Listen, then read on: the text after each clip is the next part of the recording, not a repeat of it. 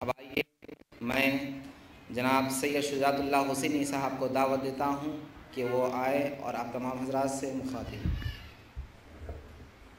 السلام علیکم ورحمۃ اللہ وبرکاتہ۔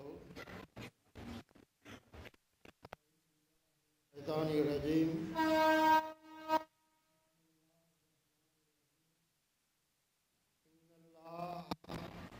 وملائکتہ یصلون علی النبی یا ایھا الذین آمنوا صلوا علیہ۔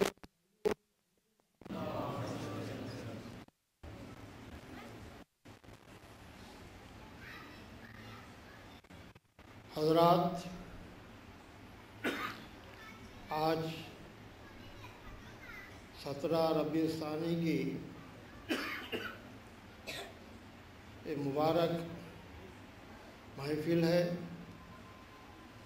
جس میں حضور سیدنا شیخ عبدالقادر جیلانی رضی اللہ تعالیٰ عنہ کی فاتحہ اور محفل افضل بیابانی منعقد کی جا رہی ہے۔ یہاں فضیلت الشیخ حضرت سیدنا غلام افضل بیابانی صاحب قبلہ مدد اللہ العالی المعروف و خسرو پاشا صاحب قبلہ مدد اللہ العالی سجادہ نشین درگاہ شریف خاضی پیٹ و صدر نشین آندھرا پردیش ریاستی وقف بورڈ رونق افروز ہے۔ ہم تمام مریدین اور متقدین اس مبارک و مسعود موقع کا فائدہ اٹھاتے ہوئے ہم سجادہ نشین صاحب قبلہ جو وقف بورڈ کے صدر نشین بھی ہیں، قرآن شریف میں سورہ الاحزاب میں جو قرآن شریف کا 33واں سورہ ہے، اس میں اللہ تعالیٰ فرماتا ہے، اس آیت کا مفہوم اس طرح ہے: محمد تم مردوں میں سے کسی کے باپ نہیں ہوتے، وہ رسول اللہ ہیں اور خاتم النبیین ہیں۔ حضرات، یہ آیت شریف ہے۔ اس آیت کریمہ میں اللہ تعالیٰ دو چیزیں واضح کر دیا ہے، تین چیزیں۔ ایک تو تم مردوں میں سے کسی کے باپ نہیں ہیں، یعنی کوئی شخص اس آیت کے بعد دنیا کا کوئی رشتہ لگا کر آپ سے مخاطب نہیں ہو سکتا، آپ کو یاد نہیں کر سکتا، وہ رسول اللہ ہیں۔ یہ دوسرا ہو گیا۔ تیسرا، وہ خاتم النبیین ہیں، یعنی وہ آخری نبی ہیں، اس کے بعد کوئی بھی نبی آنے والا نہیں ہے۔ یہ قرآن شریف میں اللہ تعالیٰ کا حتمی حکم ہے، یعنی یہ حکم ہے، اس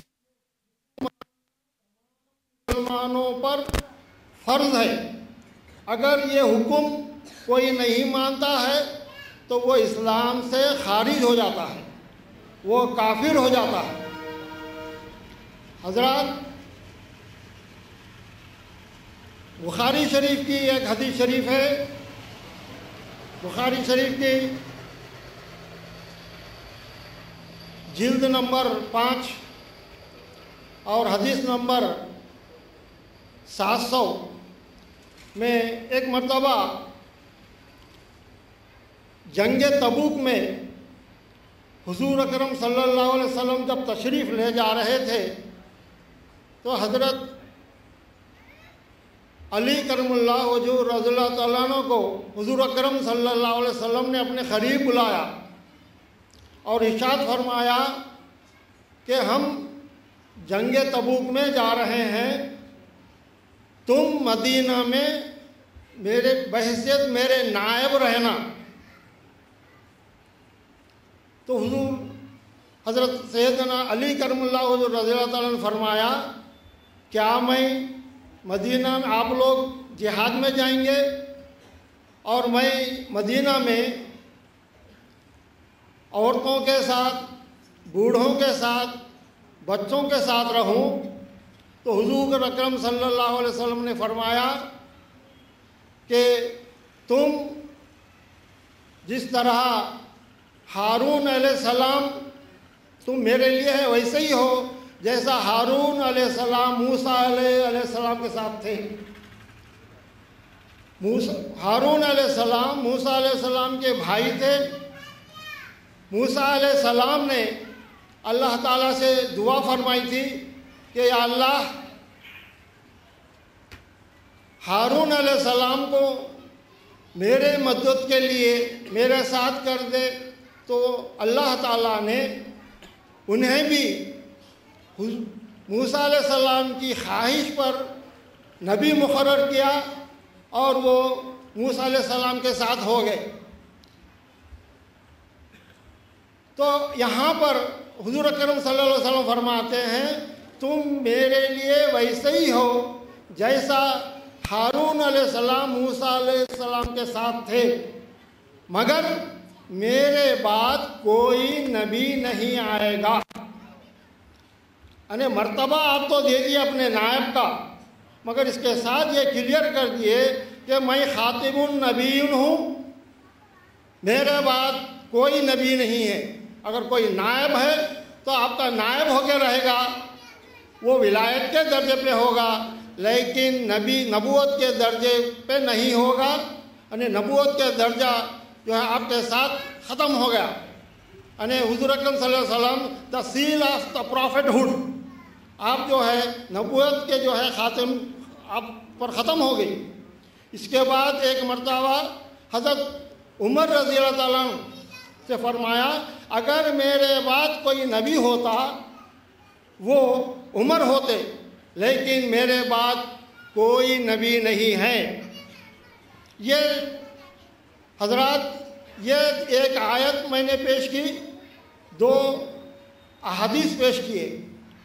اب یہاں پر حضرت طاہر القادری صاحب تو پوری ایک کتاب لکھ دیے ہیں 500-600 صفحے کی، خاتم النبیین سمجھانے کے لیے، ختم نبوت سمجھانے کے لیے، مگر یہاں پر صرف ایک آیت کافی ہے، اللہ کا ایک حکم کافی ہے اور دو احادیث کافی ہیں۔ اس سے ہمیں کلیئر معلوم ہو گیا، صاف معلوم ہو گیا کہ حضور اکرم صلی اللہ علیہ وسلم خاتم النبیین ہیں، آپ کے بعد کوئی نبی نہیں آنے والا۔ اگر اس کے بعد اگر کوئی دعویٰ کرتا ہے کہ میں نبی ہوں، وہ جھوٹا ہے، وہ کذاب ہے، وہ کافر ہے، وہ شیطان ہے۔ حضور اکرم صلی اللہ علیہ وسلم کے پردہ فرمانے کے بعد جب حضرت ابوبکر صدیق رضی اللہ تعالیٰ عنہ خلیفہ اول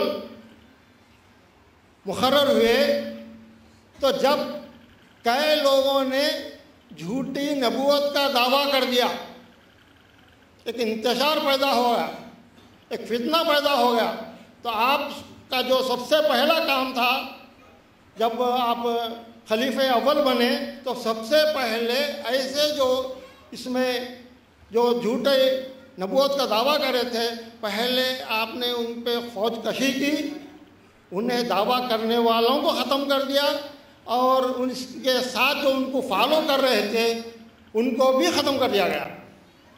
یہ ہے اور ختم نبوت ایمان رکھنا کا فرض ہے، اس میں ذرا سی بھی کوتاہی نہیں ہو سکتی ہے۔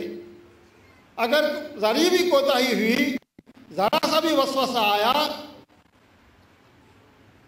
تو وہ شخص اسلام سے خارج ہو جاتا ہے۔ تو اس میں یہاں پر ہندوستان میں ایک غلام احمد قادیانی نامی شخص اپنے نبی ہونے کا جھوٹا دعویٰ کیا، اس کے بعد اس کے ساتھ کئی فالوورز ہو گئے اس کے۔ اب یہ سلسلہ جو ہے اس کو جو ہے اب یہاں سے یہودیوں سے اور دیگر مشنریز سے اس کو فنڈنگ ہونے لگی، तमाम दुनिया में उसको मुसलमानों को तोड़ने के लिए, मुसलमानों के बीच में दरार डालने के लिए, मुसलमानों के ईमान को खींचने के लिए, ये मुसलमानों के ईमान को बर्बाद करने के लिए अब वहाँ पे फंडिंग होने लगी। लिहाजा उनके जो है गांव-गांव में उनके जो है फैलते गए सेंटर्स, और आज हिंदुस्तान के कई मवाजियात में यानी शहरों में भी ये ऐसे लोग पाए जाते हैं। इससे क्या हो रहा है, मासूम लोग जो गैर तालीम याफ्ता हैं वो उनकी जो है इसमें बातों में आ रहे हैं और वो मज़हब इख्तियार कर रहे हैं। इसको जो है अहमदिया फ़िरका कहते हैं या खादियानी। इसमें जो है उनका ख़त्म नबूवत के ताल्लुक़ से अक़ीदा बिल्कुल बेकार होता है।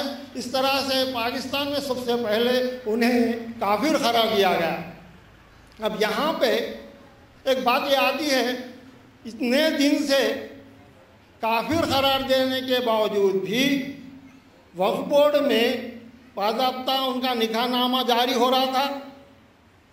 वो जो है कहीं जा रहे हैं तो निकाहनामे में तस्दीक हो रही थी कि मुसलमान हैं, और वो बाज़ ममालिक में मुसलमान होने की हैसियत से जो है वो लोग जो है मुलाजिमत पा रहे थे।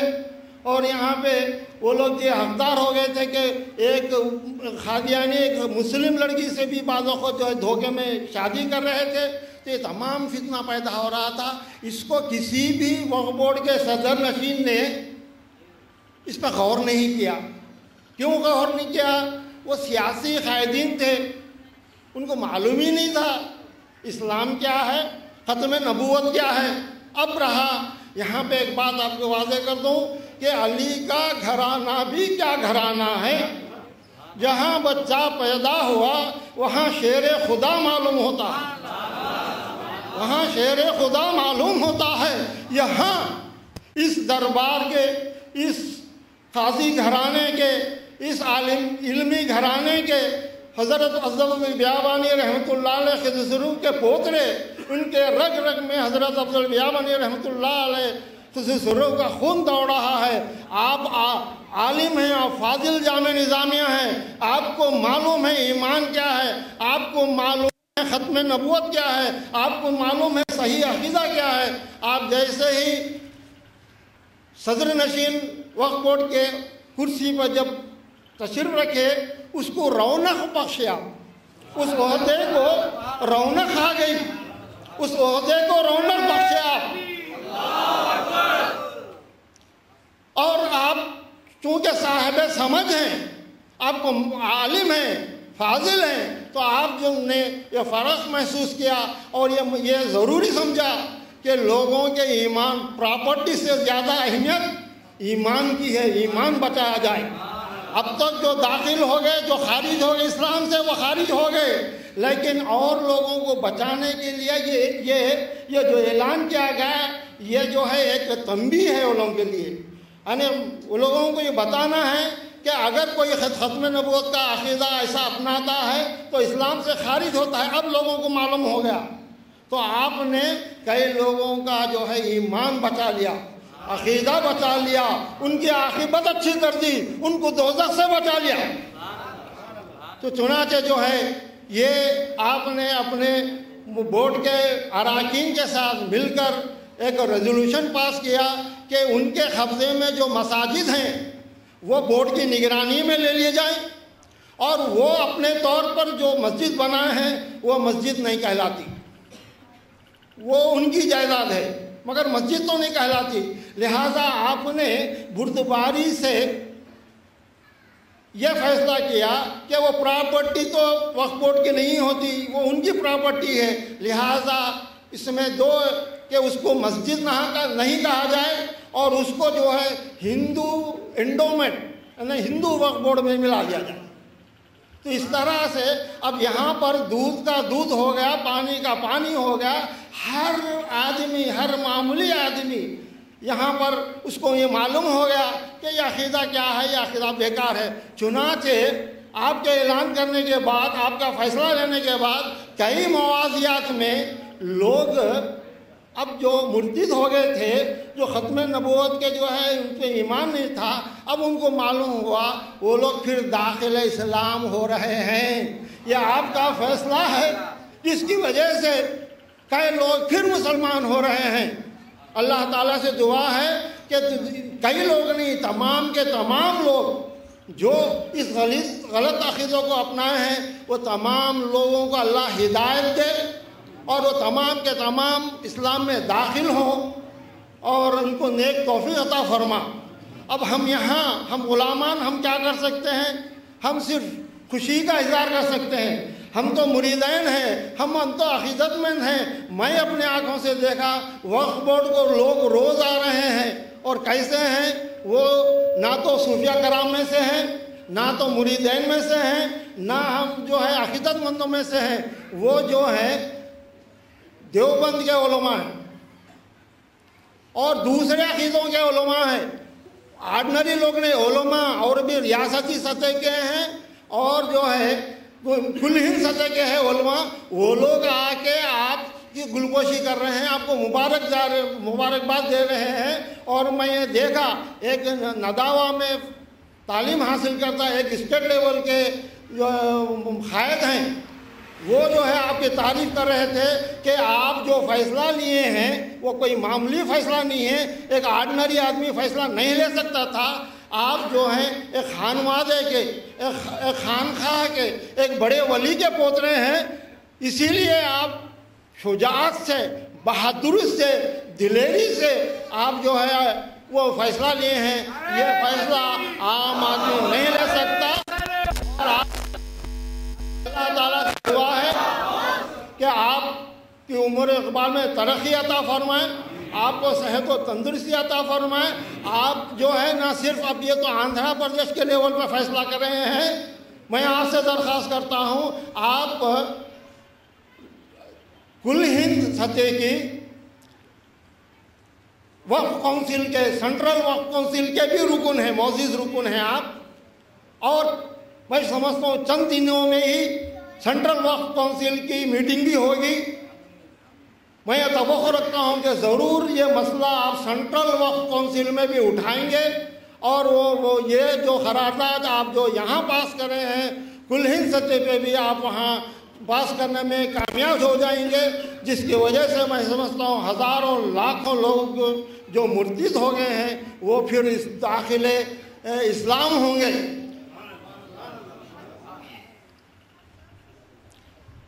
اللہ تعالیٰ سے دعا ہے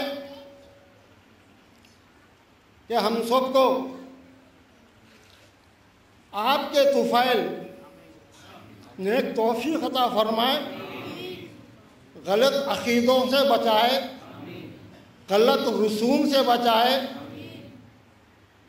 اور صراط مستقیم پہ چلائے، اور ہمیں متقی پرہیزگار بنائے، جیسا کہ اولیاء اللہ جو متقی تھے، پرہیزگار تھے۔ ہمیں بھی چاہیے کہ ہم بھی جو ہیں انہی کی طرح عبادت کریں، نماز پڑھیں، تقوی اختیار کریں۔